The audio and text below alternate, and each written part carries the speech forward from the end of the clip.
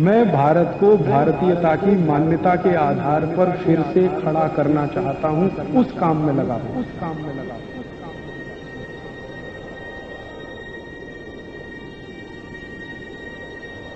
जब जब भारत को पापियों ने नष्ट करने की चेष्टा की है, तब तब भारत माँ की गोद ने ऐसे सपूतों को जन्म दिया है जिन्होंने भारत माँ की रक्षा करते हुए अपना बलिदान दे दिया। ऐसे ही एक सपूत का जन्म 30 नवंबर 1967 गुरुवार रात के लगभग 12:30 बजे भारत की भूमि पर उत्तर प्रदेश में अलीगढ़ जिले के नाह गांव में माता मिथिलेश कुमारी दीक्षित और पिता राधेश्याम दीक्षित के सुपुत्र का जन्म हुआ, जिनका नाम राजीव दीक्षित रखा गया। उनके परिवार में उनके पिताजी पूर्व बीडीओ ऑफिसर रहे हैं। राजीव जी के छोटे भाई का नाम प्रदीप दीक्षित है और बहन का नाम लता शर्मा। राजीव जी के दादा और दादी जी ने स्वतंत्रता संग्राम में अपना योगदान भी दिया था। राजीव दीक्षित जी का बचपन उनके गांव में गुजरा और उनकी प्राथमिक शिक्षा, माध्यमिक शिक्षा और उच्च माध्यमिक की शिक्षा फिरोजाबाद के पीडी जैन इंटर कॉलेज में पूरी हुई। राजीव जी बचपन से ही मातृभूमि के प्रेमी थे। इसके साथ साथ वह क्रांतिकारियों से बड़े प्रेरित थे। उनके अंदर क्रांतिकारियों के सपनों को पूरा करने की आकांक्षा थी।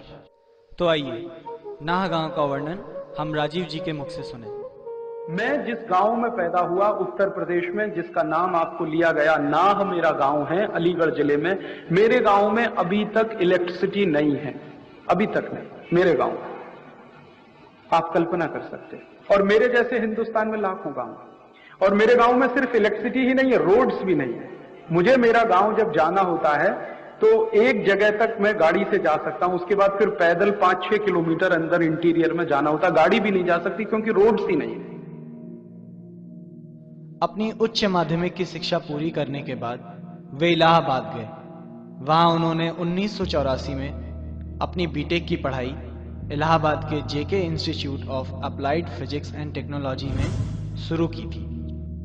वे इलेक्ट्रॉनिक्स एंड टेलीकम्युनिकेशन में उच्च शिक्षा प्राप्त करना चाहते थे। तभी उन दिनों राजीव जी का भोपाल गैस हत्याकांड से पीड़ित कुछ लोगों से मिलना हुआ। उनकी पीड़ा देखकर और उन्हें न्याय दिलाने हेतु वे यूनियन कार्बाइड कंपनी को देश से भगाने के लिए कार्य करने लगे। इसी दौरान उनकी बीटेक की पढ़ाई अधूरी छूट गई। इसी बीच राजीव जी फ्रांस गए। अपने रिसर्च के संबंध में वे नीदरलैंड की राजधानी एम्स्टर्डम गए। वहां उन्हें अपना रिसर्च पेपर पढ़ने का मौका मिला। उन्होंने अपना रिसर्च पेपर अंग्रेजी में पढ़ना शुरू किया। अचानक एक डच वैज्ञानिक ने उनसे प्रश्न पूछा कि आपकी मातृभाषा क्या है। राजीव जी ने उत्तर दिया, हिंदी। वैज्ञानिक ने वापस प्रश्न पूछा कि आपको अपना रिसर्च पेपर हिंदी में पढ़ना चाहिए। तब राजीव जी के पास कोई उत्तर नहीं था, क्योंकि उन्होंने कोई भी रिसर्च पेपर की तैयारी हिंदी में नहीं की थी। यह घटना आप राजीव जी के मुख से सुने। एक बार मैं एक कॉन्फ्रेंस में गया था एम्स्टर्डम, हॉलैंड में।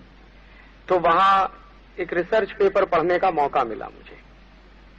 तो मैं मेरा रिसर्च पेपर जब पढ़ रहा था तो एक डच साइंटिस्ट ने खड़े होकर मुझसे पूछा कि आपके देश की नेशनल लैंग्वेज क्या है, राष्ट्रभाषा क्या है। तो मैंने कहा मेरे देश की भाषा हिंदी है। तो उसने कहा आप अपना रिसर्च पेपर हिंदी में क्यों नहीं पढ़ते। तो मैंने कहा मेरा रिसर्च पेपर अगर हिंदी में पढ़ूंगा तो आपको समझ में नहीं आएगा। तो उसने कहा आप हमारे समझने की चिंता क्यों करते। तो मैंने कहा क्यों।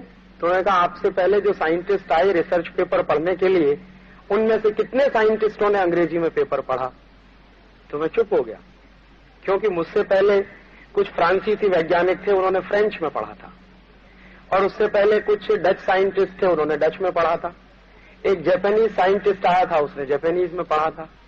रूस का एक साइंटिस्ट था, उसने रशियन में पढ़ा था।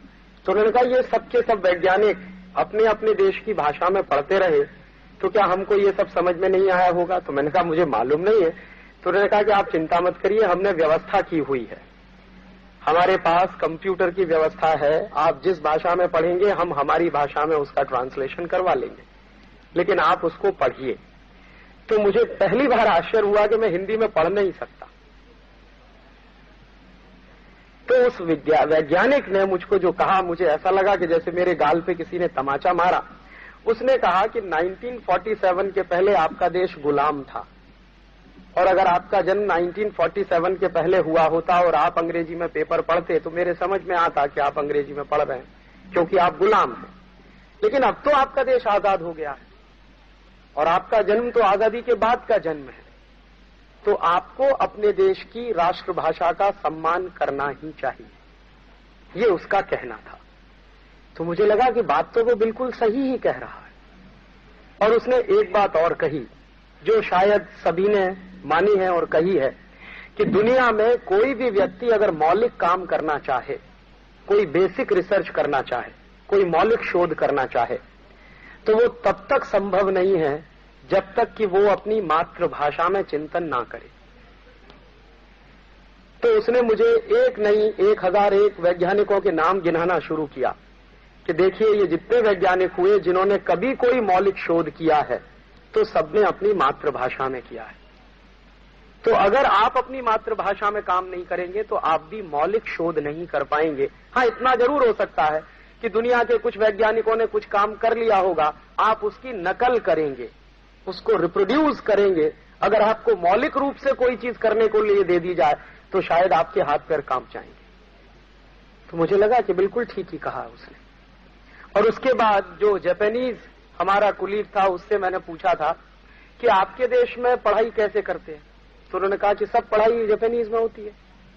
तो मैंने कहा इंजीनियरिंग की पढ़ाई भी जापानीज में? कि हाँ बिल्कुल होती है। तो डॉक्टरी की पढ़ाई? हाँ वो भी होती है जापानीज। चार्टर्ड अकाउंटेंसी की पढ़ाई भी जापानीज में होती है, मैनेजमेंट की पढ़ाई भी जापानीज में होती है। तो बचपन से लेकर और उच्च शिक्षा तक सारी पढ़ाई जापानीज में होती है। तो मैंने कहा आपको कभी कष्ट नहीं होता? अंग्रेजी के जो टेक्निकल इश्यूज हैं उनको आप जापानीज में ट्रांसलेट करते हैं? उन्होंने कहा थोड़ा कष्ट होता है लेकिन बाद में बहुत आसान हो जाता है। तो उन्होंने कहा कि दुनिया में कोई भी ऐसी अच्छी किताब का आप नाम बोलिए, मैं आपको बता दूंगा कि ये किताब हमारी लाइब्रेरी में जापानीज में उपलब्ध है। तो उसने जो एक दूसरी बात मुझसे कही वो ये कही कि भाषा का सवाल नहीं है, सवाल अपने राष्ट्र के सम्मान का है और अपने संकल्प का है। तो उस दिन से मुझे लगा कि मुझे भी अपने राष्ट्र का सम्मान करना ही चाहिए। उस दिन के बाद से मैंने दोस्तों ईमानदारी से आपसे कहूं हिंदी बोलना शुरू किया या सीखा, और अभी भी सीख रहा हूं। अभी भी मैं जब हिंदी बोलता हूं तो उसमें बहुत सारे शब्द अंग्रेजी के आ जाते हैं। तो ये मेरी तकलीफ है क्योंकि बचपन से अंग्रेजियत में पढ़ा हुआ हूं और अभी छोड़ने की कोशिश कर रहा हूं, इसलिए अंग्रेजी में बोलना नहीं चाहता। भारत लौटने के पश्चात राजीव दीक्षित जी ने यह फैसला किया कि विदेशी कंपनियों के हो रहे अत्याचार और भयंकर लूट से देश को बचाने के लिए एक बड़े आंदोलन की आवश्यकता है। तब उन्होंने अपने कुछ मित्रों के साथ मिलकर आजादी बचाओ आंदोलन का आविर्भाव सन 1991 में किया। आजादी बचाओ आंदोलन के आविर्भाव की बातें राजीव दीक्षित जी के मुख से सुने। अपने देश की परिस्थिति जो है आज की, उसको ध्यान में रखकर हम लोग पिछले कई वर्षों से आजादी बचाओ आंदोलन चलाते हैं। उस आंदोलन का परिचय आप सबको है। ये आजादी बचाओ आंदोलन 1984 में यूनियन कार्बाइड की दुर्घटना के बाद शुरू हुआ था। भोपाल में आप जानते हैं कि एक बहुत बड़ा हत्याकांड हुआ था, गैस कांड हुआ था, भोपाल गैस कांड जिसका नाम था। उस गैस कांड में 3 दिसंबर 84 की रात को 22,000 लोग मरे थे। उन 22,000 लोगों की मृत्यु के बाद हम लोगों ने आजादी बचाओ आंदोलन शुरू किया था। और जब ये आंदोलन शुरू किया था तो उस समय उसका एक लक्ष्य था, और लक्ष्य ये था कि जिस अमेरिकी कंपनी ने भोपाल शहर के 22,000 लोगों का खून किया उसको भारत से भगाना। क्योंकि जिस अमेरिकी कंपनी ने ये दुर्घटना की थी उस अमेरिकी कंपनी को भारत सरकार कोई सजा नहीं दे पाई थी। भारत सरकार ने तो उस अमेरिकी कंपनी के साथ एक समझौता कर लिया था और उस समझौते के आधार पर यूनियन कार्बाइड कंपनी को माफ कर दिया था। तब हम लोगों ने उस अमेरिकी कंपनी को भगाने का एक अभियान शुरू किया जिसमें हम सफल रहे और हमने उस यूनियन कार्बाइड कंपनी को भगा दिया था। बाद में यूनियन कार्बाइड जैसी ही एक और अमेरिकी कंपनी को हमने भगाया था। उस अमेरिकी कंपनी का नाम था कारगिल। एक तीसरी अमेरिकी कंपनी को भगाया था भारत से, उसका नाम था ड्यू पॉन्ट। एक ऐसी अमेरिकन कंपनी को भगाया था हमारे देश से जो दारू बनाने के लिए आई थी। उसका राजस्थान में अलवर जिले में बहुत बड़ा प्रोजेक्ट लगने वाला था, जिस प्रोजेक्ट में वो कंपनी हर दिन 4 करोड़ लीटर दारू बनाने वाली थी। आप जानते हैं राजस्थान में भयंकर पानी का संकट रहता है, तो जिस क्षेत्र में पानी नहीं मिलता पीने को, वहां एक अमेरिकी कंपनी का दारू फैक्ट्री बने और उसमें 4 करोड़ लीटर दारू रोज बने और वो बाजार में बिके, तो वो हमें मंजूर नहीं था। हमने उस कंपनी को भी वहां से भगा दिया था। तो ऐसी कई कई अमेरिकी कंपनियों को भारत से भगाने का एक अभियान, इसी का नाम है आजादी बचाओ आंदोलन। इसी आंदोलन में मैं लगा हुआ हूं पिछले कई वर्षों से।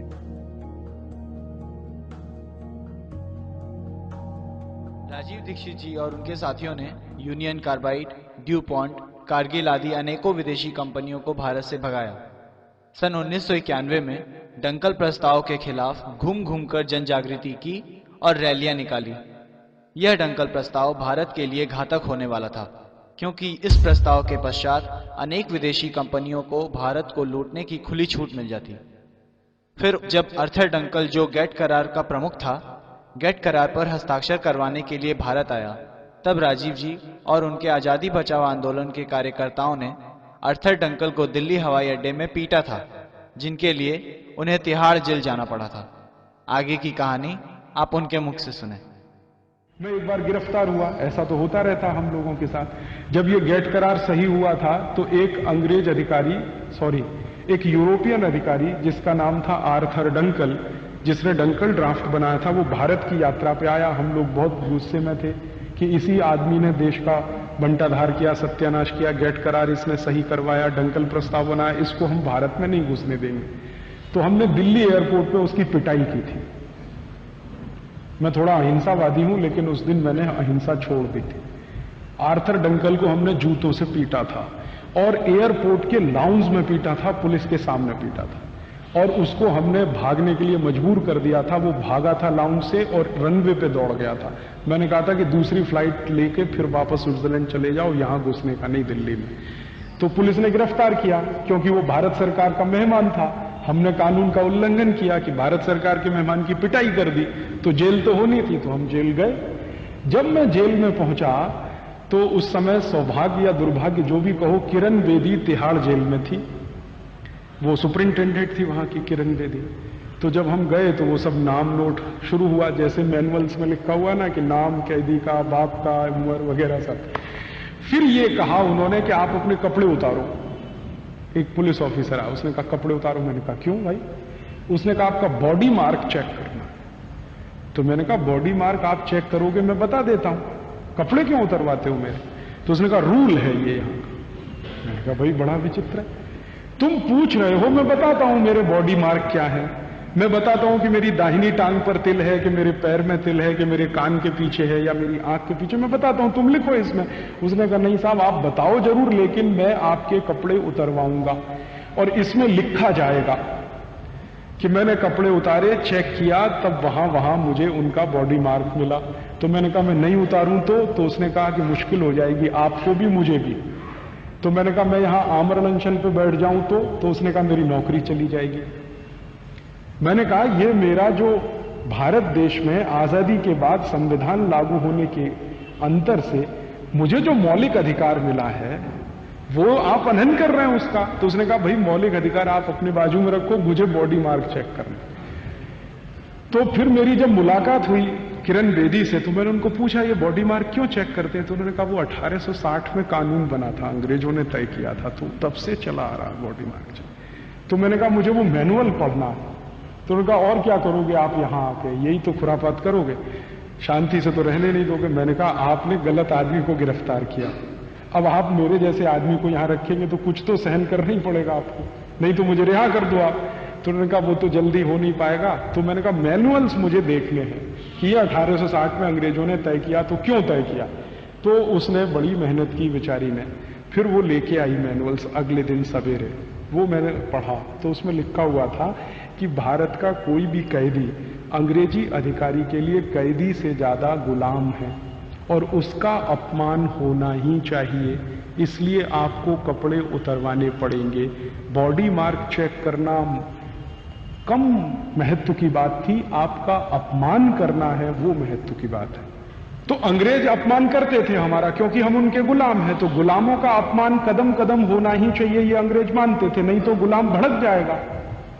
अंग्रेजों की थ्योरी थी कि जिनको आप गुलाम बनाते हैं हर कदम उनका अपमान करना आपका धर्म है, नहीं तो वो गुलाम आपके खिलाफ बगावत कर देगा। तो हर कदम उन्हें हमारा अपमान करना था, इसलिए उन्होंने बॉडी मार्क चेक करने का कानून बनाया और हमारी ये मूर्ख सरकारें 54 साल में उस कानून को बदल नहीं पाई आज तक, वो आज भी है कानून। कोका कोला और पेप्सी जैसी हानिकारक पेय पदार्थों के खिलाफ अभियान चलाया और कानूनी कार्रवाई भी की। सन 1991 में राजस्थान के अलवर जिले में केडिया विल्सन कंपनी के शराब कारखानों को बंद करवाने में अहम भूमिका निभाई थी। इस घटना में गोलियां भी चलाई गईं, जो कि उनके पास खड़े साथी को लग गई थी। फिर भी उन्होंने हार नहीं मानी।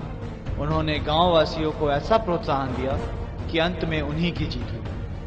सन 1995 में राजीव जी ने उत्तराखंड में टिहरी बांध के खिलाफ ऐतिहासिक मोर्चा और संघर्ष किया, जहां भयंकर लाठीचार्ज में काफी चोटें आई। टिहरी पुलिस ने तो राजीव जी को मारने की योजना भी बना ली। घायल होने के बावजूद भी उनका संघर्ष जारी रहा, परंतु अंत में भारत सरकार ने बलपूर्वक बांध बनवाया। यह बांध 2006 में बना। सन 1997 में राजीव जी के जीवन में एक नया मोड़ आया, जब उनका मिलना प्रख्यात इतिहासकार धर्मपाल जी से सेवाग्राम वर्धा में हुआ।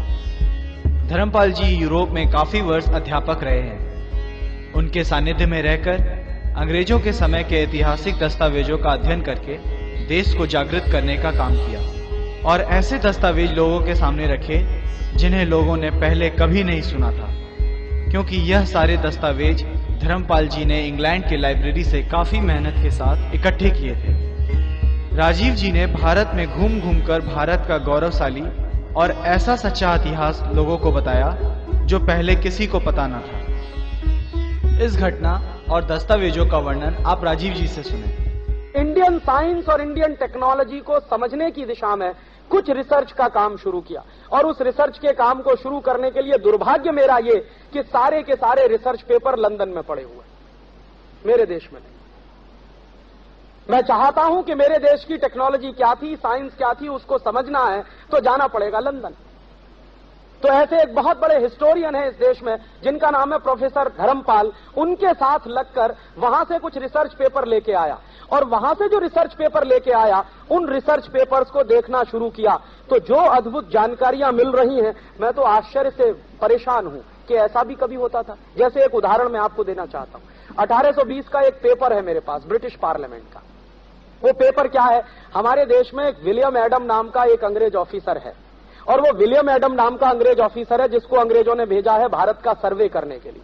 तो वो भारत का सर्वे करने आया है और भारत का सर्वे अंग्रेज करा रहे हैं ताकि यहाँ के देश की टेक्नोलॉजी क्या है और इस देश का टेक्निकल मैन पावर कितना है, उनका कैसे हम उपयोग कर सकते हैं यूरोप के लिए, उसका अंदाजा उनको करना। तो विलियम एडम आया और 1820 से उसने यहाँ सर्वे करना शुरू किया।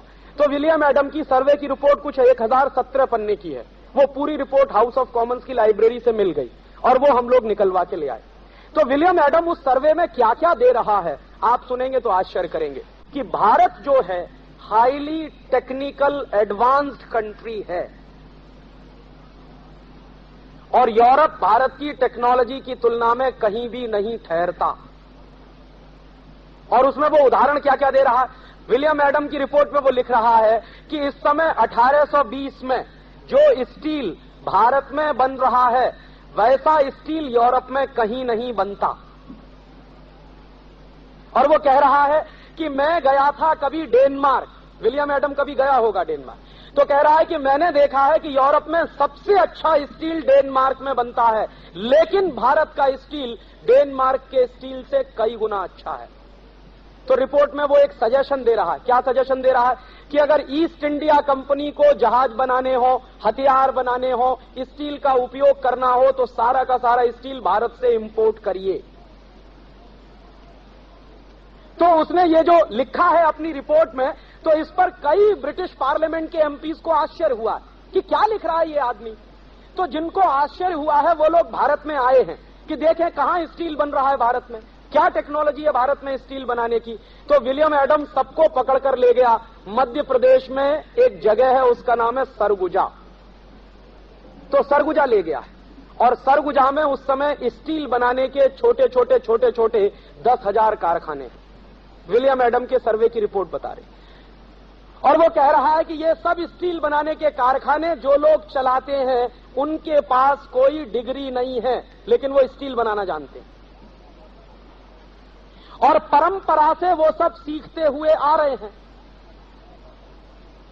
तो वहां के लोग जब गए हैं, अंग्रेजों की पार्लियामेंट का डेलीगेशन सरगुजा के लोगों के पास जब मिलने को गया है, तो उनका कम्युनिकेशन ठीक से नहीं हो पा रहा, क्योंकि वो अंग्रेजी बोलते हैं, सरगुजा के लोग अंग्रेजी जानते नहीं है। लेकिन वो देख रहे हैं कि उन लोगों को स्टील बनाते हुए, और सरगुजा में जो स्टील बनता है उस जमाने में, तो विलियम एडम की सर्वे की रिपोर्ट में उसका स्टैटिस्टिक्स है कि सरगुजा के इलाके में जो 10,000 छोटे छोटे स्टील बनाने के कारखाने हैं, कितना स्टील बन रहा है उनमें उस जमाने में 1820 में, तो अप्रोक्सीमेट 20 से 30 लाख टन।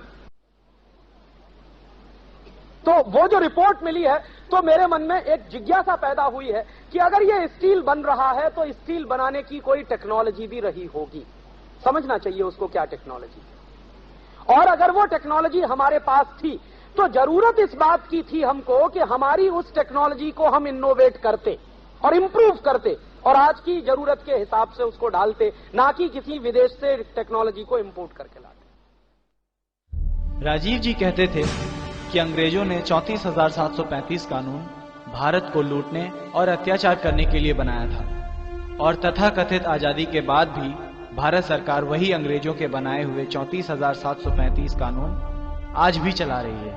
और यही कारण है कि भारत में आज भी भ्रष्टाचार, गरीबी, बेकारी और भुखमरी जैसी समस्याएं हैं। और उनका कहना था कि 15 अगस्त 1947 में सिर्फ कानून के द्वारा सत्ता का हस्तांतरण हुआ था, स्वतंत्रता नहीं आई थी। स्वतंत्रता का अर्थ होता है अपने बनाए हुए तंत्र और व्यवस्था में जीना, लेकिन 1947 के बाद एक भी ऐसा तंत्र नहीं बना जो अपना हो। वे कहते थे अंग्रेजों ने इंग्लैंड के संसद में इंडियन इंडिपेंडेंस एक्ट 1947 नामक कानून बनाकर अपने शर्तों पर काले अंग्रेजों को देश सौंपा था। इसी कानून में लिखा गया था कि भारत इंग्लैंड का डोमिनियन स्टेट होगा। राजीव जी के अनुसार टैक्स को डिसेंट्रलाइज किया जाना चाहिए। राजीव जी कहते थे टैक्स के रूप में सरकार जो पैसे इकट्ठा करती है उसमें से अधिकतर भ्रष्टाचार और सरकार के अधिकारियों को वेतन देने में ही चला जाता है, और थोड़ा बहुत जो भी विकास होता है वो बाहर के देशों या विश्व बैंक से कर्ज लेकर होता है। राजीव दीक्षित जी पहले व्यक्ति थे जिन्होंने स्विस और अन्य बैंकों में भारत के जमा काले धन को भारत की संपत्ति घोषित कर भारत में लाया जाए और उस जमा काले धन को भारत के विकास में लगाया जाए, ऐसा कहना था।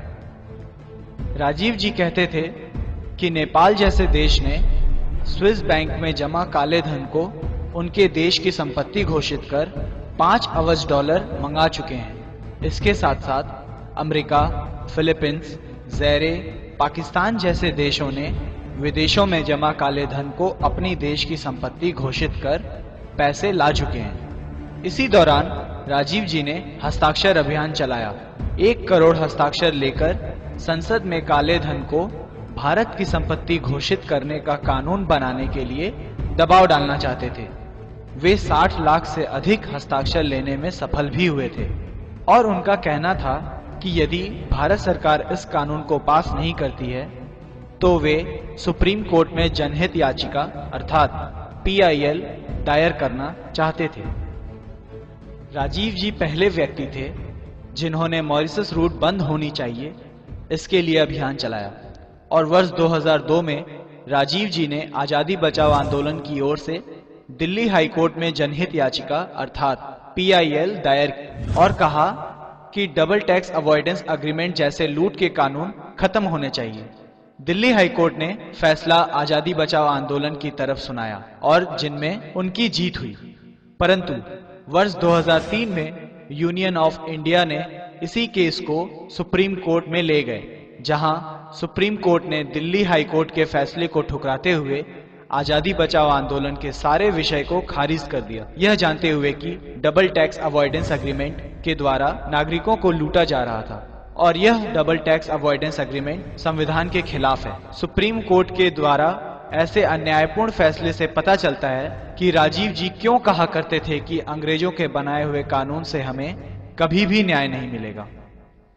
राजीव जी की लोकप्रियता देखकर आजादी बचाओ आंदोलन के अपने ही साथी राजीव जी से ईर्ष्या करने लगे और उनके ऊपर बेतुके आरोप लगाने लगे। तब राजीव जी कहते थे कि यदि मैं गलत हूं तो लोग स्वयं इसका निर्णय लेंगे। उसका परिणाम यह हुआ कि राजीव जी अपने राष्ट्र के प्रति कार्य करते हुए लोगों के बीच और अधिक लोकप्रिय हो गए और उनके ऊपर आरोप लगाने वालों की हालत खिसियाने बिल्ली खंबा नोचे वाली हो गई थी। और जब राजीव जी स्वामी रामदेव जी के साथ जुड़े तो आजादी बचाओ आंदोलन के कुछ कार्यकर्ताओं ने ईर्ष्या के कारण फिर से राजीव जी पर कीचड़ उछालने की चेष्टा की और कहने लगे कि राजीव जी ने आंदोलन के पैसे अपने व्यक्तिगत जीवन और घर बनाने के लिए किया। जवाब में उनके छोटे भाई प्रदीप दीक्षित ने पूरे तथ्य और प्रमाण देकर उन लोगों का मुंह बंद कर दिया। कुछ आरोप लगाने वाले व्यक्तियों ने राजीव जी को जान से मारने की धमकी भी दिया करते थे। राजीव जी का कहना था कि उदारीकरण, निजीकरण और वैश्वीकरण का षड्यंत्र चलाकर भारत को लूटा जा रहा है। राजीव जी ने FDI अर्थात foreign direct investment, GM food और BT कॉटन का भी खूब जोर से विरोध किया था। उनका कहना था कि भारत सरकार और तथाकथित बुद्धिजीवी कृषि पर ध्यान नहीं देते और यही कारण है कि किसान की हालत अत्यंत खराब है और अधिकतर आत्महत्या करने पर मजबूर हो जाते हैं। सन 1999 से राजीव जी के व्याख्यानों ने देशभक्तों के बीच जागरूकता पैदा की और उनके बताए हुए रास्तों पर चलने लगे। सन 1999 में राजीव जी व्याख्यात योग गुरु स्वामी रामदेव से मिले। राजीव जी ने रामदेव के योग प्राणायाम को अनेक सराहा और उनके संपर्क में रहते थे। राजीव दीक्षित और स्वामी रामदेव के बीच हुए अनेकों चिंतन के बाद उन्होंने देश को स्वावलंबी, स्वदेशी और अंग्रेजों के कानून को हटाने के लिए योजना बनाई और अनेक योजना के बाद 9 जनवरी सन 2009 में स्वामी रामदेव और राजीव दीक्षित ने मिलकर भारत स्वाभिमान नामक एक संगठन का निर्माण किया। स्वामी रामदेव ने भारत स्वाभिमान में राष्ट्रीय सचिव का पद राजीव दीक्षित के कंधों पर दिया। राजीव जी ने इसी दौरान सारी राजनीतिक दांवपेच स्वामी रामदेव को बताई। राजीव जी के व्याख्यानों को सुनकर स्वामी रामदेव जी इतने प्रभावित हुए कि स्वामी रामदेव जी ने राजीव दीक्षित जी के अनेकों व्याख्यान पतंजलि योगपीठ में करवाए। 1 अप्रैल सन 2009 में भारत स्वाभिमान का उद्घाटन समारोह हुआ, जिसे आस्था टीवी चैनल पर सीधा प्रसारित किया गया। उद्घाटन समारोह में स्वामी रामदेव जी ने अन्य भारत स्वाभिमान के सदस्य जैसे वेद प्रताप वैदिक, देवेंद्र शर्मा, JS राजपूत, अजय गोयल उपस्थित थे और भारत स्वाभिमान उद्घाटन समारोह में पहली बार राजीव जी ने सीधा प्रसारण किया और पूरे भारत के सामने केवल 20 मिनटों में ऐसी जानकारियां भरी व्याख्यान दी कि सारे भारत से प्रेम करने वाले राजीव जी के चाहने वाले बन गए। इन मूर्ख नेताओं को यह नहीं मालूम है कि बाहर के बोतल के दिए हुए खून से कोई मरीज जिंदा नहीं बचता। अगर किसी व्यक्ति का खून बनना बंद हो जाए, अगर किसी देश में पूंजी का उत्पादन होना बंद हो जाए, तो बाहर की पूंजी लाकर किसी देश का विकास नहीं हो सकता। जैसे किसी मरीज के शरीर में खून बनना बंद हो जाए तो बोतल का खून चढ़ाकर कितने दिन जिंदा रखेंगे आप उस मरीज को? आखिर उसको आज नहीं तो कल अपना खून बनाना ही पड़ेगा, तभी वो जिंदा रहेगा। वैसे ही पूंजी की जरूरत है तो पूंजी उत्पादन का तरीका बढ़ाना पड़ेगा, बनाना पड़ेगा, न कि ये कि हम भीख मांग के हमेशा पूंजी लाएंगे। तो विदेशी पूंजी पर आधारित ये देश बनाने के चक्कर में सारे दरवाजे खोल दिए। आजादी मिलने के 50 साल भी पूरे नहीं हुए, सारे दरवाजे फिर खुल गए, फिर से विदेशी कंपनियों का स्वागत है। ग्लोबलाइजेशन है, लिबरलाइजेशन है, प्राइवेटाइजेशन है, हजारों हजारों कंपनियों को बुलाया जा रहा है। हर एक क्षेत्र में उनको व्यापार करने का लाइसेंस दिया जा रहा है। जिन जिन क्षेत्रों में हम व्यापार करते थे अच्छा, वहां भी उनको बुलाया जा रहा है। पानी बेचने के लिए विदेशी कंपनियां आ गई, आलू का चिप्स बेचने के लिए आ गई, टमाटर की चटनी बेचने के लिए आ गई, आम का अचार बेचने के लिए विदेशी कंपनियां आ गई, डबल रोटी पाव रोटी बेचने के लिए, अंडरवियर बनियान बेचने के लिए विदेशी कंपनियां, क्रीम पाउडर लिपस्टिक बेचने के लिए विदेशी कंपनियां, साधारण सी छोटी छोटी चीजों से लेकर हर बड़ी चीज तक सब कुछ विदेशी बेचेंगे इस देश में, ऐसा माहौल बनाया जा रहा है। और उसी में जीएम फूड वाली विदेशी कंपनियों के लिए भी लाइसेंस दिए जा रहे हैं और उनको भी यहां बुलाया जा रहा है। जिनको बुलाने को दुनिया का कोई देश तैयार नहीं है, उनको भारत सरकारें दरवाजा खोल के बुला रही हैं, आइए हमारे यहां, जो करना है करिए, बस थोड़ा सा हमको पूंजी निवेश की जो जरूरत है उसमें पूर्ति होती रहे, थोड़ा टैक्स मिलता रहे और नेताओं को वाइंडिंग अप चार्जेस मिलते रहे, रिश्वत मिलती रहे, घूस मिलती रहे। हर विदेशी कंपनी के लिए दरवाजा खुला है। ऐसा लगता है कि भारत कोई खैराती धर्मशाला हो गया है जिसमें हर एक के लिए दरवाजा खुला है, सबको बुलने आने की खुली छूट है। इसके बाद राजीव जी ने स्वामी रामदेव की उपस्थिति में हरिद्वार के पतंजलि योग पीठ में अनेकों व्याख्यान दिया और लोगों को तथ्य के साथ देश में हो रहे भ्रष्टाचार और लूट का सच बताया। राजीव जी ने एक अमेरिकन कंपनी आईटीसी के बारे में बताया कि कैसे यह कंपनी सिगरेट बनाने के लिए 1 वर्ष में 14 लाख पेड़ काट डालती है और सरकार ने इसे खुली छूट दे रखी है। इसके साथ ही साथ राजीव जी अन्य महत्वपूर्ण कानून जैसे राइट टू रिकॉल अर्थात वापस बुलाने का अधिकार कानून लागू होना चाहिए, ऐसा कहना था, क्योंकि यह प्रजातंत्र को बचाने का एकमात्र तरीका है। उनका कहना था कि भारत को चलाने के लिए हमें कोई राजनीतिक पार्टी की आवश्यकता नहीं है। यह देश हजारों वर्षों से बिना पार्टी के चलता रहा है और अगले 1000 वर्षों तक चलता जाएगा। पहला यह है कि जिसको हम भेजेंगे लोकसभा में उसको कभी भी वापस बुलाने का अधिकार हमारे पास होगा, राइट टू रिकॉल। आज हमने किसी को गोली वजह से चुनकर भेज दिया, अभी हमें लगा कि ये सबसे अच्छा आदमी है, संगठन ने भी कहा ये सबसे अच्छा आदमी है, आम आदमी ने भी कहा ये सबसे अच्छा आदमी है, तो हमने भेज दिया और वो चला गया। वहां जाके अगर भ्रष्ट पहुंचो, ये है समस्या। तो अभी दूसरी पार्टियों के पास ऐसा कोई मैकेनिज्म नहीं है कि चुनकर आने के बाद उनके यहाँ कोई भ्रष्ट हो जाए तो वो क्या हो, वो संसद से उसे नहीं निकाल सकते, पार्टी से निकाल सकते हैं, लेकिन पार्टी से निकलने का कोई मतलब नहीं, वो संसद में तो रह सकता है। ऐसे बहुत सारे केसेस आपके आंखों के सामने। हम ये मजबूरी में नहीं रहेंगे, हम पहले ही उनका एफिडेविट कराएंगे कि भाई आज तो मैं ईमानदार हूँ, कल को मेरे ऊपर जरा भी बेईमानी की बात आई तो मुझे अपने आप को प्रूव करना है। तो राइट टू रिकॉल और राइट टू रिजेक्ट, ये दोनों को हम हमारे यहाँ लागू करके उनको मिलते हैं।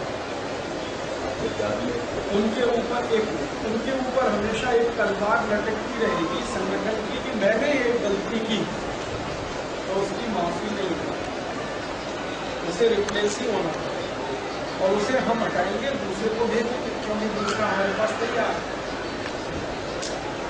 तो लोगों की मदद से संगठन ये काम करेगा, चेक एंड बैलेंसेस करेगा, तो इसलिए इसमें करप्शन के चांसेस थोड़े कम हैं।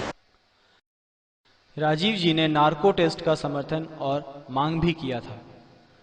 राजीव जी का कहना था कि एक अंग्रेज टीवी मैकॉले ने ब्रिटिश पार्लियामेंट के हाउस ऑफ कॉमन्स में एक चिट्ठी लिखकर बताया था कि मैंने जो आईपीसी अर्थात इंडियन पीनल कोड की ड्राफ्टिंग की है, इससे किसी भी भारतवासियों को न्याय नहीं मिलेगा और भारत सरकार उसी अंग्रेज के बनाए हुए कानून को आजादी के बाद आज भी चला रही है और इसी का परिणाम है कि आज भी 3 से 4 करोड़ केसेस अलग अलग अदालतों में पेंडिंग है और भारतवासियों को न्याय नहीं मिल रहा है।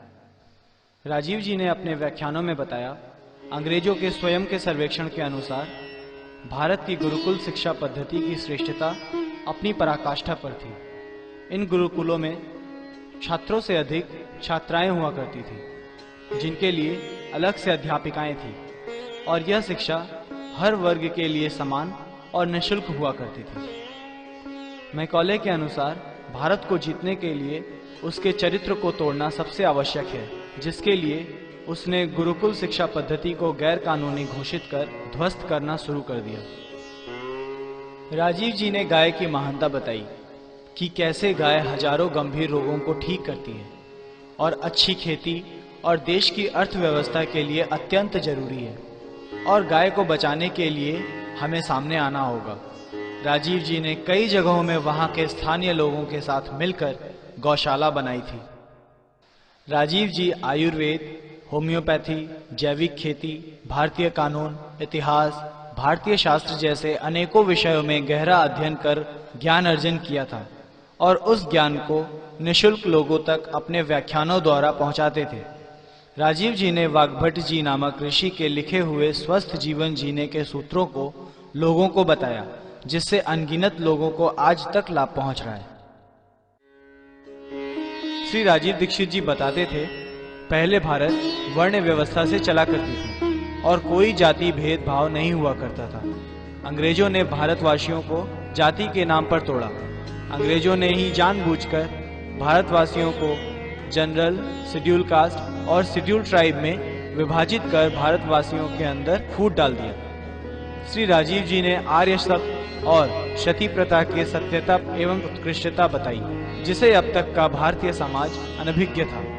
अंग्रेजों ने हमारे मनुस्मृति, वेद एवं शास्त्रों के साथ छेड़छाड़ करके उनका गलत रूप प्रस्तुत करके हमारे भारतीय समाज को उसकी संस्कृति के प्रति दिग्भ्रमित किया।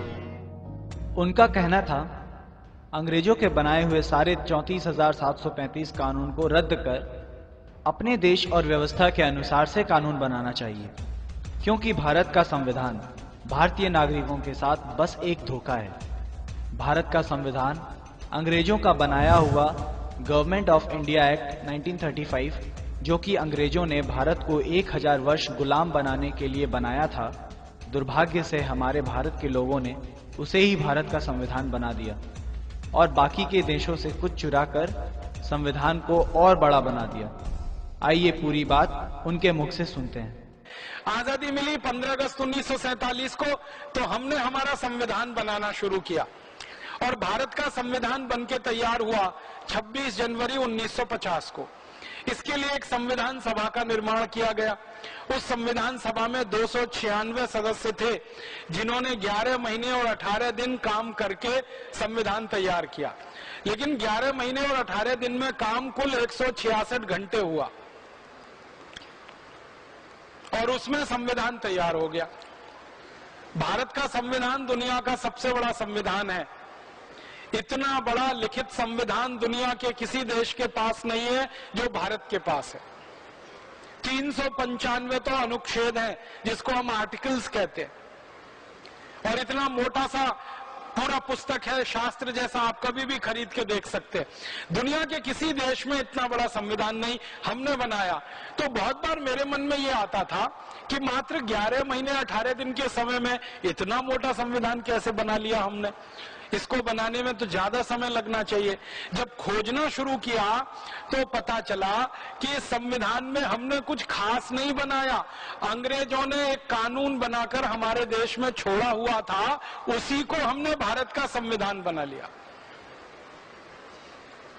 अंग्रेजों का एक कानून था इस देश में 1935 में, उसका नाम था government of India act. Government of India act में जो कुछ लिखा था वही सब कुछ भारत के संविधान में है, कुछ बदला नहीं। और गवर्नमेंट ऑफ इंडिया एक्ट अंग्रेजों ने बनाया था भारत पर राज्य करने के लिए, भारत को गुलाम बनाने के लिए और भारत पर साम्राज्य स्थापित करने के लिए। उसी को पूरा का पूरा संविधान के रूप में हमने स्वीकार कर लिया।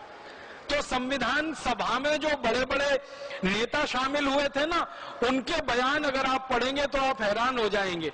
हमारे देश की संविधान सभा की जो ड्राफ्टिंग कमेटी थी, उसके चेयरमैन थे डॉक्टर भीमराव अंबेडकर। उन्होंने 1953 में ये कहा राज्यसभा में बोलते हुए कि अगर मुझे कोई अनुमति दे दे तो मैं सबसे पहला व्यक्ति होऊंगा जो इस संविधान को जला दूंगा। पत्रकारों ने उनसे पूछा कि आप इस संविधान के निर्माता हैं और आप ही इसको जलाने की बात कर रहे हैं। तो डॉक्टर भीमराव अंबेडकर ने कहा था कि इस संविधान से भारत के किसी नागरिक का भला नहीं होने वाला। क्यों नहीं होने वाला?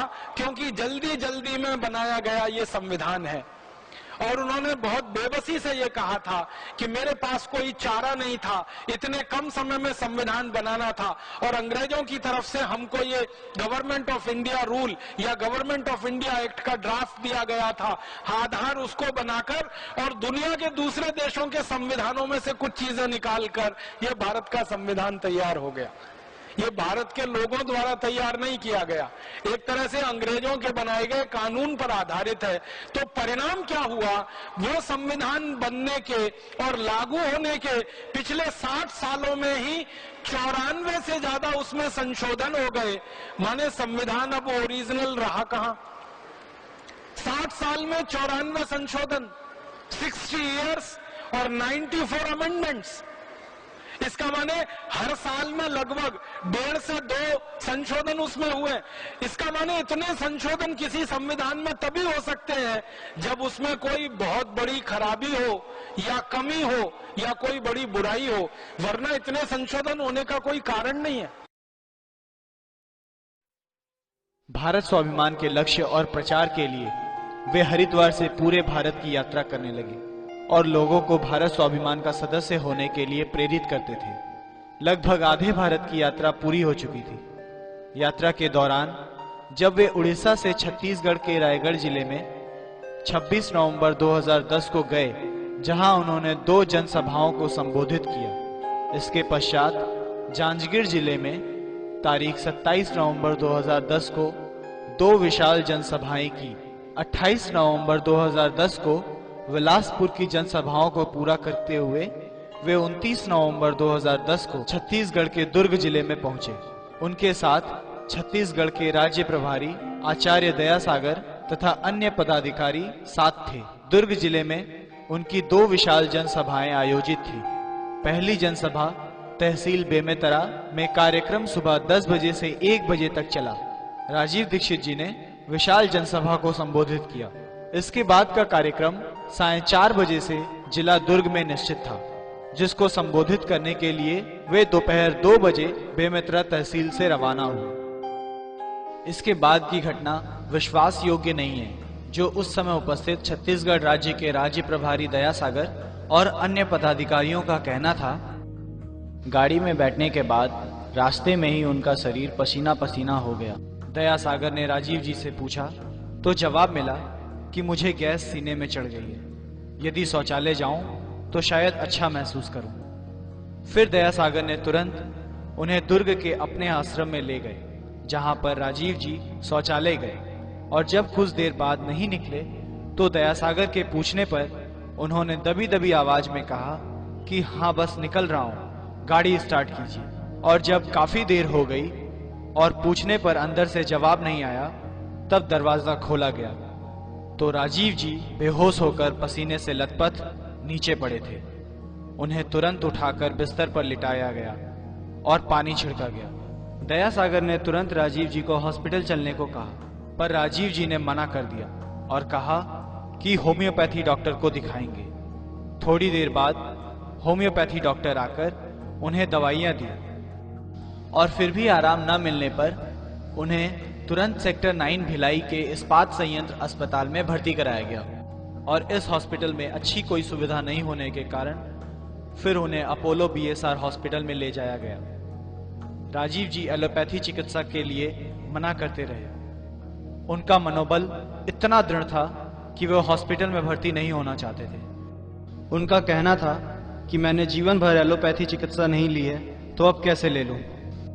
ऐसा कहा जाता है कि स्वामी रामदेव जी ने उस समय राजीव जी से फोन पर बात की थी और उन्हें आईसीयू में भर्ती होने को कह रहे थे। आखिर में वे आईसीयू में 5 डॉक्टरों के टीम के निरीक्षण में भर्ती कराए गए। दुर्ग की डॉक्टर रेखा मित्तल, जो कि बीएसटी की कॉर्पोरेट मेंबर भी हैं, पल पल में उनके साथ गहन चिकित्सक कक्ष में उपस्थित थी। उनकी अवस्था और भी गंभीर होती गई और रात्रि 1 से 2 के बीच डॉक्टरों ने उन्हें मृत घोषित किया। बेमित्रा से रवाना होने के बाद की यह पूरी घटना छत्तीसगढ़ के राज्य प्रभारी और अन्य पदाधिकारियों का ऐसा कहना था, लेकिन असलियत में क्या हुआ यह तो इन लोगों के नार्को टेस्ट करने पर ही पता चल सकता है। राजीव जी की मृत्यु के अज्ञात कारण को और बिना पोस्टमार्टम कराए ही यह प्रचार किया गया कि उनकी मृत्यु दिल का दौरा पड़ने से हुई। दिल का दौरा पड़ने के कई कारण होते हैं, स्वाभाविक दिल का दौरा हो या विष देने के कारण दिल का दौरा हो, यह केवल पोस्टमार्टम से ही पता लगाया जा सकता है और इसकी पुष्टि की जा सकती है। यह दुखद समाचार प्रसारित किया गया। राजीव जी के छोटे भाई प्रदीप दीक्षित जी को 12 से 12:30 बजे के करीब सूचना दी गई थी और वे सुबह 4 बजे हॉस्पिटल पहुंचे। स्वामी जी निरंतर रात भर डॉक्टरों के संपर्क में थे। राजीव जी की मृत्यु की सूचना स्वामी रामदेव जी ने सुबह के सिकोहाबाद यूपी योग शिविर में दिया। आइए स्वामी जी का क्या कहना था देखें। जो मैंने कभी नहीं सोचा था और कभी सपने में भी नहीं देखा था, वो मुझे आज आपके बीच कहना पड़ रहा है कि जो 2 हाथ मेरे लाखों करोड़ों हाथों के बराबर थे, वो हाथ आज की रात मेरा साथ छोड़ गए। भाई श्री राजीव जी जो एक एक पल मेरे लिए जीते थे, देश के लिए जीते थे, जिनके तन में, मन में, हृदय में, प्राणों में स्वदेश का प्रेम इतना प्रखर था कि अपना पूरा बचपन, अपनी पूरी जवानी, अपना पूरा जीवन जिन्होंने राष्ट्र के लिए अर्पित कर दिया था। 2 दशक से जो पूरे देश भर में घूम घूम करके लोगों के भीतर स्वाभिमान जगा रहे थे। पहले आजादी बचाओ आंदोलन के नाम से उन्होंने एक आंदोलन शुरू किया और विगत लगभग 10 वर्षों से हृदय से, आत्मा से मेरे साथ जुड़े और वर्तमान में वो भारत स्वाभिमान के राष्ट्रीय प्रवक्ता और सचिव का दायित्व देख रहे थे। भारत स्वाभिमान की इस यात्रा के दौरान भिलाई में ही देश की भलाई के इस काम में देश में जो चारों ओर रोग, भय, भूख, भ्रम भ्रांति, भ्रष्टाचार की लूट और भ्रष्ट सत्ताओं और व्यवस्थाओं से जिनका हृदय हमेशा उद्वेलित रहता था, आंदोलित रहता था, जैसे एक सैनिक रणभूमि में युद्ध करता हुआ अपने प्राणों की आहुति दे देता है, अपना बलिदान और शहादत दे देता है, ऐसे ही भाई राजीव जी इस राष्ट्र निर्माण के, चरित्र निर्माण के इस अभियान में, इस युद्ध क्षेत्र में, इस कर्म क्षेत्र में कार्य करते हुए अपने हृदय में भारत के स्वर्णिम अतीत को संजोए हुए और वर्तमान की पीड़ाओं के आक्रोश से आक्रोशित होकर के एक स्वर्णिम भारत का सपना अपने हृदय में संजो करके हर पल जीते थे। मैं कह रहा था, जो मैं नहीं कहना चाहता था वो आज मुझे कहना पड़ रहा है कि वो अपने जीवन का सर्वोच्च बलिदान, अपनी आहुति दे करके हमसे सदा सदा के लिए विदा हो गए। हम अपनी श्रद्धा आपूरित हृदय से मां भारती के उस लाल को, क्योंकि एक राजीव भाई जो ज्ञान के अथाह भंडार थे, जिनके भीतर असीम अनंत प्रतिभाएं थी, बहुत विराट जिनका व्यक्तित्व था, उनको हम सब यहां खड़े होकर के पतंजलि योगपीठ परिवार की ओर से, भारत स्वाभिमान इस अभियान की ओर से और करोड़ों करोड़ों देशभक्तों की ओर से अपने हृदय से श्रद्धांजलि अर्पित करेंगे। और जो उन्होंने स्वर्णिम भारत का सपना अपनी आंखों में संजोया था, हम सब मिलकर के उस सपने को बहुत जल्दी ही साकार करेंगे।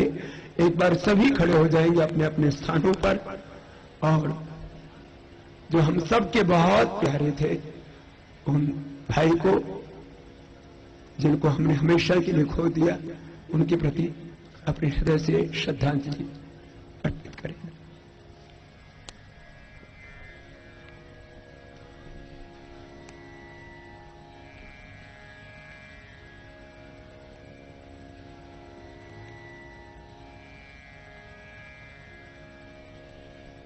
सन 1999 से राइट टू रिकॉल एवं अन्य कानून के ड्राफ्ट का प्रचार कर रहे राहुल मेहता जी का कहना है कि और अंत में सातवां जो मैं केस डिस्कस करूंगा वो दीक्षित जी की हत्या के बारे में।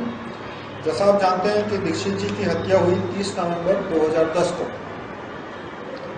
और ठीक है, कहने के लिए उनको भी हत्या को हार्ट अटैक की तरह खपा दिया जाता है।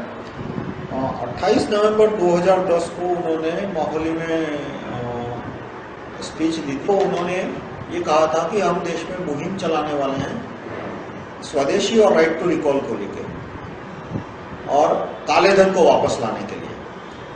एक सितंबर अक्टूबर 2010 में ये माहौल स्पष्ट हो गया था कि देश में बहुत बड़ी मुहिम होने वाली है। और क्यों? क्योंकि लोगों में आक्रोश बढ़ रहा था। 2G स्कैम, महंगाई, आतंकवाद के खिलाफ सरकार एकदम लाचार नहीं, करप्ट है। उसके बाद ये सऊदी अरेबिया से पैसा आ रहा है तो कसब को फांसी नहीं दे रहे। बहुत सारे मुद्दे इकट्ठे हो रहे थे, इसलिए ये स्पष्ट हो गया था कि बड़े पैमाने पे जन आंदोलन अब होने वाला है। तो दीक्षित जी चाहते थे कि जन आंदोलन हो राइट टू रिकॉल के मुद्दे पे, काले धन के मुद्दे पे, स्वदेशी के मुद्दे पे, बेरोजगारी और महंगाई के मुद्दे पे। लेकिन कुछ लोगों को ये समस्या हल नहीं करनी थी, उनको टाइम पास में इंटरेस्ट था और लोकपाल के कानून में इंटरेस्ट था। जो बड़ी कंपनियां हैं जैसे जिंदाल है, रिलायंस, जिंदाल और मल्टीनेशनल कंपनियां खास करके वॉलमार्ट वगैरह, उनको जन लोकपाल का कानून चाहिए। जन लोकपाल का कानून क्यों चाहिए? कि फिलहाल उन्हें हजारों अफसरों को, मंत्रियों को, MLA को रिश्वत देनी पड़ती है। यदि जन लोकपाल सिस्टम देश में आ जाता है तो उन्हें सिर्फ 11 लोगों को रिश्वत देनी पड़ेगी और उनका काम आसान हो जाएगा। इसीलिए आप देखो कि जन लोकपाल के आंदोलन को जिंदाल ने काफी सपोर्ट किया था, क्योंकि उसका काम आसान होगा। अभी इतने सारे देश में उसको पूरे देश में स्टील की फैक्ट्रियां डालनी है, कोयले की खाने चाहिए, लोहे की खाने चाहिए, और हर एक जगह उसे कलेक्टर, MP, MLA, मिनिस्टर को रिश्वत देनी पड़ती है। और उसके बजाय यदि जन लोकपाल सिस्टम आता है तो 11 लोगों को रिश्वत दो और बाकी जो भी कलेक्टर टांग अड़ाता है, जन लोकपाल को बोलो कि उसको करप्शन का केस डाल के उसको अरेस्ट करवा दो। दूसरा एक तरह का टाइम पास भी चाहते थे कि लोगों को टाइम पास करा दो, उनका गुस्सा निकल जाए, लोग थक जाए, उसके बाद वो जन आंदोलन का नाम लेना ही भूल जाए। तो मैं ये नहीं कहता कि लोकपाल वाले लोगों ने दीक्षित जी की हत्या कराई, क्योंकि उनकी इतनी कैपेसिटी नहीं है कि वो दीक्षित जी की हत्या करा पाए। उन पर मैं ऐसा आरोप डाल भी नहीं रहा। लेकिन जो लोग, जो कॉर्पोरेट लॉबीज, वॉलमार्ट है या तो बड़ी कंपनियां हैं, मल्टीनेशनल कंपनियां, मिशनरी, उनकी जो लॉबी है, जो कि राइट टू रिकॉल पे मूवमेंट नहीं चाहती थी, काले धन पे मूवमेंट नहीं चाहती थी, और ये स्वदेशी पे मूवमेंट नहीं चाहती थी, और चाहती थी कि भाई जन लोकपाल पे ही मूवमेंट हो, जो लॉबियों ने इसका मर्डर कराया होगा, ये मेरा मानना है। मल्टीनेशनल कंपनीज के लूट की सच्चाई को बिना किसी के डर के राजीव दीक्षित जी लोगों को बताते थे, और राजीव दीक्षित जी ने मल्टीनेशनल कंपनीज के नाक में दम कर दिया था। तो इसकी शंका भरपूर है कि मल्टीनेशनल कंपनीज ने ही राजीव दीक्षित जी को अपने रास्ते से हटाने के लिए उनकी हत्या करवाई होगी। राजीव जी के मृत्यु से संबंधित कुछ गंभीर प्रश्न हमारे सामने खड़े होते हैं, जैसे किसके आदेश से राजीव जी के अज्ञात मृत्यु के कारण को दिल का दौरा नाम से प्रचार किया गया। छत्तीसगढ़ राज्य प्रभारी दया सागर के अनुसार यदि दोपहर 2 बजे गाड़ी में बैठने के बाद उनको गैस की तकलीफ हुई, उस समय से लेकर उनके मृत्यु के समय तक उनके पास 12 घंटे का समय था। क्या उस 12 घंटे में एक गैस की समस्या का समाधान नहीं हो पाया? जब राजीव जी का शरीर अस्वस्थ था, तभी उनके परिवार वालों को तुरंत सूचित क्यों नहीं किया गया? जिस व्यक्ति का सेलफोन 24 घंटे चालू रहा करता था, तो मृत्यु वाले दिन उनका सेलफोन दोपहर 2 बजे से बंद क्यों था? राजीव जी हमेशा अपने थैले में कुछ जड़ी बूटियां और आयुर्वेदिक दवाइयां रखा करते थे, लेकिन अंत में जो थैला उनके पास से मिला था उसमें से वह दवाइयां और जड़ी बूटियां गायब क्यों थी? हमारे अनुसार जिन्होंने भी षड्यंत्र करके राजीव जी की हत्या की है, उन्होंने न केवल राजीव जी को मारा है बल्कि देश को गरीबी, बेरोजगारी, भ्रष्टाचार और अनेकों समस्याओं से मुक्त करने के सपने को भी मार दिया है। राजीव जी भारत के लिए बहुमूल्य थे। उनके अंदर अनेकों गुण थे। इनमें से एक गुण यह भी था कि वह सभी साधारण लोगों के छोटे बड़े प्रस्तावों पर गंभीरता से विचार किया करते थे और प्रस्तावों पर विचार कर उनका प्रचार भी करते थे। राजीव जी अपने अंतिम समय तक इस बात पर जोर डालते रहे कि राजा को प्रजा के अधीन होना चाहिए, अर्थात देश के आम नागरिक इस देश के मालिक हैं और सरकारी नेता और अधिकारी हमारे नौकर। जिस तरह यदि घर में नौकर मालिक की बात नहीं सुनता तो मालिक उसे कान पकड़कर घर से बाहर निकाल देता है, इसी तरह यदि कोई नेता या सरकारी अधिकारी नागरिकों की बात नहीं सुनता तो उसे बिना प्रतीक्षा किए हुए कान पकड़कर कुर्सी से नीचे उतार देना चाहिए। यह व्याख्यान उनके मृत्यु के 2 दिन पहले का था। और ये आगे पीछे देखेंगे तो तुरंत इनको वापस बुला लेंगे। एक कानून के साथ इनको हम भेजेंगे, राइट टू रिकॉल और राइट टू रिजेक्ट। जिस सांसद को चुन के भेज दिया वो हमेशा के लिए नहीं है, अगर वो काम नहीं करेगा उसको वापस बुला के दूसरे को भेजें, ऐसी व्यवस्था करेंगे। सबके सिर पे तलवार लटकती रहेगी, काम करना नहीं तो जाना क्यों वहां पे, कोई मौज मजा करने थोड़ी जाना है वहां। तो ये तो करा लेंगे हम, कानून बना देंगे, पैसे आ जाएंगे। यह श्री राजीव जी का अंतिम व्याख्यान था। मैं आपको और एक रहस्य की बात बताऊं कि ये चीनी भारत में तब से लोगों ने खाई जब से अंग्रेज आए। अंग्रेजों के पहले कोई चीनी नहीं खाता था इस देश में। आपको मैं और एक बात कहना चाहता हूं, अमेरिका देश में, कनाडा में, फ्रांस में, ब्रिटेन में, इन सभी देशों में अब लोगों ने चीनी खाना बंद कर दिया। वहां के लोग अब जो भी चीज खाते हैं ना वो शुगर फ्री होती है। शुगर फ्री माने जिसमें चीनी ना डाली गई हो, ऐसी चीज। यह श्री राजीव दीक्षित जी का अंतिम उपलब्ध वीडियो है।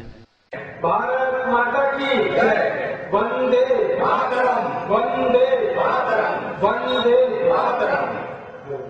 छत्तीसगढ़ की जनता को क्या संदेश देंगे? एक ही संदेश है कि अधिक से अधिक लोग प्राणायाम करें, आयुर्वेद की दवाओं का उपयोग करें और अपने जीवन में स्वदेशी वस्तुओं का अधिक से अधिक स्वीकार करके विदेशी वस्तुओं का बहिष्कार करें। Thank you.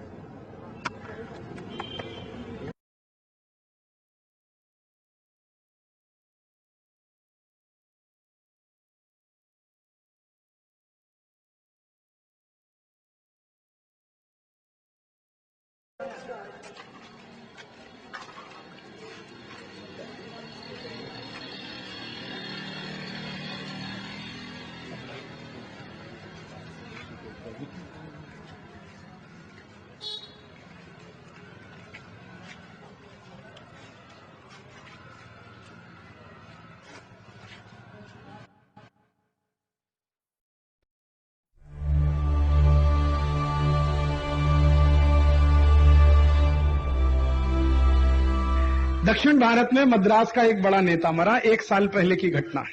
मैं नाम नहीं लेता क्योंकि हिंदुस्तान में मरे हुए का नाम लेके भूलने की परंपरा नहीं है। तो उसके बेटे का मुझे फोन आया, राजीव भाई मेरे पिताजी का मृत्यु हो गई, हम लोग एक कंडोलेंस मीटिंग कर रहे हैं मद्रास में, आप आएंगे? मैंने कहा भाई मैं नहीं आ सकता। कहने लगा क्यों? मैंने कहा मैं झूठ नहीं बोल सकता वहां आके। तो उसने कहा इसमें झूठ बोलना क्या, मेरे पिताजी मरे हैं, कंडोलेंस मीटिंग है, बहुत सारे लोग बोलेंगे, आप वो भी बोल दीजिए, इसमें झूठ क्या बोलना। मैंने कहा भाई झूठ ये बोलना पड़ेगा, मुझे आकर इतना तो कहना ही पड़ेगा कि भगवान उनकी आत्मा को शांति प्रदान करे। बिना कर्टसी के तो मैं नहीं मानता, और इतनी कर्टसी में इतना तो बोलना ही पड़ेगा कि भगवान उनकी आत्मा को शांति दे। और मैं जानता हूं कि उनकी आत्मा इस समय स्विट्जरलैंड पे भटक रही है, क्योंकि जो अकाउंट उन्होंने जमा किया था उसको भोग पाए नहीं है, तो आत्मा तो वहां भटकती है। और मैं कहूंगा कि भगवान उनकी आत्मा को शांति दे, शांति मिलेगी कैसे? इसलिए मैं झूठ बोलने के लिए नहीं आ सकता। तुम तुम्हारे रीत से कर लो, अपना कार्य कर। तो हमारी गरीबी तो इसलिए नहीं है कि हम जनसंख्या में ज्यादा हैं, हमारी गरीबी इसलिए है कि हमारे यहां भ्रष्ट राजकारणी पैदा हो गए। इन भ्रष्ट राजकारणियों ने, इन भ्रष्ट अधिकारियों ने, इस पूरे भ्रष्ट प्रशासन तंत्र ने इस देश को गरीब बनाया है। अन्यथा ये देश सोने की चिड़िया था, आज भी सोने की चिड़िया है, भविष्य में भी सोने की चिड़िया होने की क्षमता रखता है, अगर इस देश के सारे राजकारणियों को पानी के जहाज में भर लिया जाए और ये कंडला बंदर पर डुबो दिया जाए। तो मैं आपको बहुत ईमानदारी से एक बात शेयर करना चाहता हूं, हो सकता है आप कह नहीं पाते, मैं कह देता हूं। मैं पिछले 6 महीने से बहुत लोगों से ये सुन चुका हूं। लोग कहते राजीव भाई वो 13 दिसंबर को संसद पे हल्ला हुआ लेकिन एक भी साला मरा नहीं हो।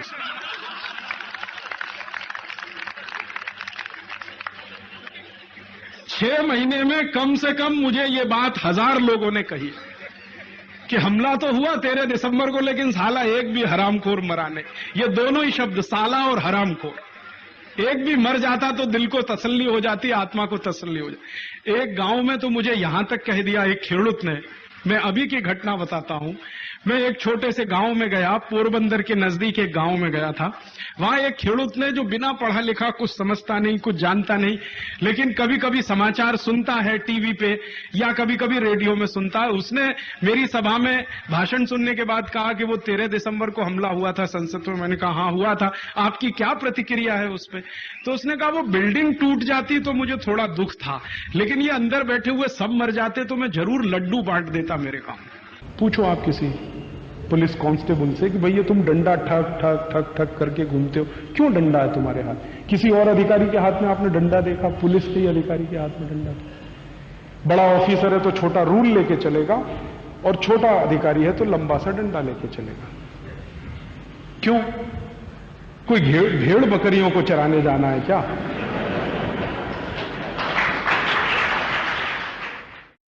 कभी तो हंसी आती है मुझे, ये कॉमनवेल्थ खेल क्या है? ये वो खेल हैं जिनको दुनिया के 71 देश खेलते हैं और ये सारे 71 देशों को अंग्रेजों ने गुलाम बनाया था। तो ये 71 देश अपनी गुलामी को याद करने के लिए हर 4 साल में ये खेल खेलते हैं। दुनिया में ऐसे मूर्ख लोग देखे हैं जो गुलामी को याद करते हैं अपनी, और वो भी बहुत बड़े समारोह के साथ, भव्य समारोह करके गुलामी को याद करते हैं।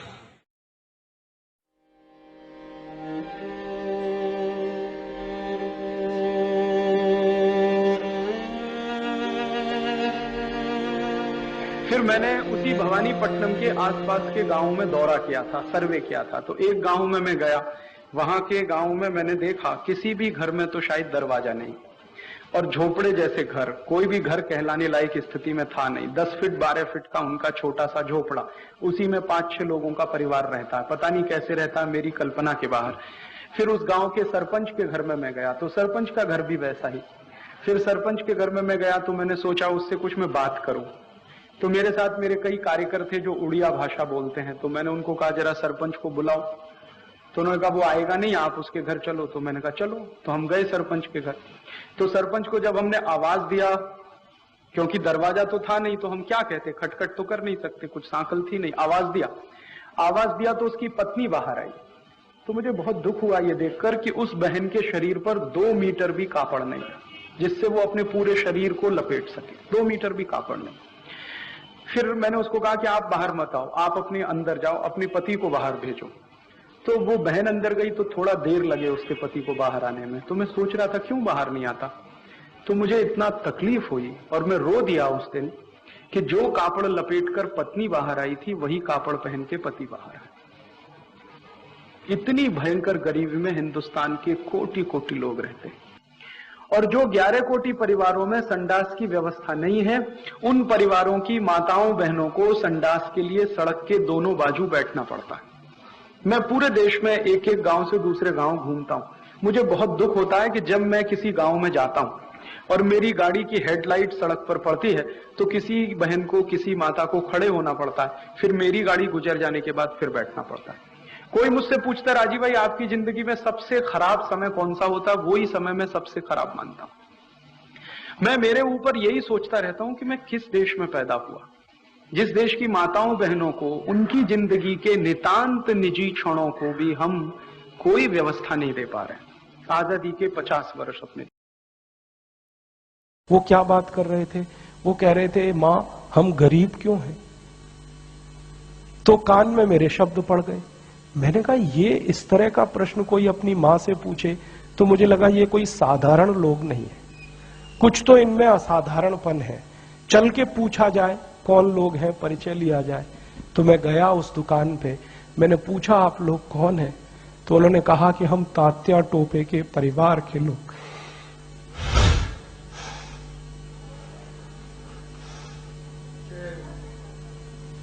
हमारे देश में तात्या टोपे के परिवार के लोगों को चाय बेचनी पड़ी और गद्दारों को सिंहासन मिले, ऐसा ये देश हो गया। जिन लोगों ने तात्या टोपे को मरवाया था वो इस देश में मुख्यमंत्री रह चुके हैं, आपको मालूम है। और एक एक राज्य के नहीं, दो दो राज्य के मुख्यमंत्री रह चुके। तात्या टोपे का गुप्त पता जिन गद्दारों ने अंग्रेजों को बताया था, उस खानदान के कई लोग इस देश में मंत्री रह चुके हैं। झांसी की रानी लक्ष्मीबाई को जिन्होंने मरवाया था वो इस देश में मंत्री रह चुके हैं। और तात्या टोपे जिन्होंने जवानी लगा दी देश के लिए, उनके परिवार के लोग चाय बेच रहे हैं। शहीदों की शहादत से खिलवाड़ करना, शहीदों की शहादत का मूल्य लगाना, शहीदों की कुर्बानी का मूल्य लगाना, ये राष्ट्रद्रोह का काम है। और ऐसे राष्ट्रद्रोह के काम करने वाले लोगों को, नेताओं को आप बर्दाश्त कर रहे हैं। और मैं आपसे इसी निवेदन के साथ अपना व्याख्यान खत्म कर रहा हूं कि ये इतने बड़े प्रश्न हैं जो आपके बीच में मैंने उठाए हैं, इनका जवाब तलाशिए। मिलकर अगर हम जवाब नहीं ढूंढेंगे तो आने वाली पीढ़ी हमको माफ नहीं करेगी, और आने वाली पीढ़ी जब हमसे सवाल पूछेगी तो शायद हमारे पास कोई जवाब नहीं होगा। आज मेरा दिल बहुत भरा हुआ है, ज्यादा बोलने की स्थिति में नहीं, इसलिए आपसे माफी चाहता हूं और विदा चाहता हूं। इस देश में बहुराष्ट्रीय कंपनियों के खिलाफ कोई बड़ा आंदोलन खड़ा हो और उसमें मेरी जान भी चली जाए तो मुझे कोई वादा नहीं है। मुझे लगेगा कि मेरा जीवन सार्थक है।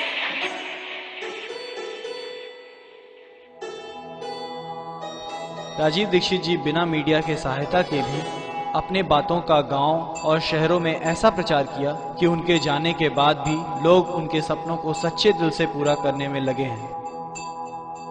यदि हम राजीव जी को सच्चे मन से श्रद्धांजलि अर्पण करना चाहते हैं तो राजीव जी के सपनों का भारत बनाना ही उनके लिए सच्ची श्रद्धांजलि होगी।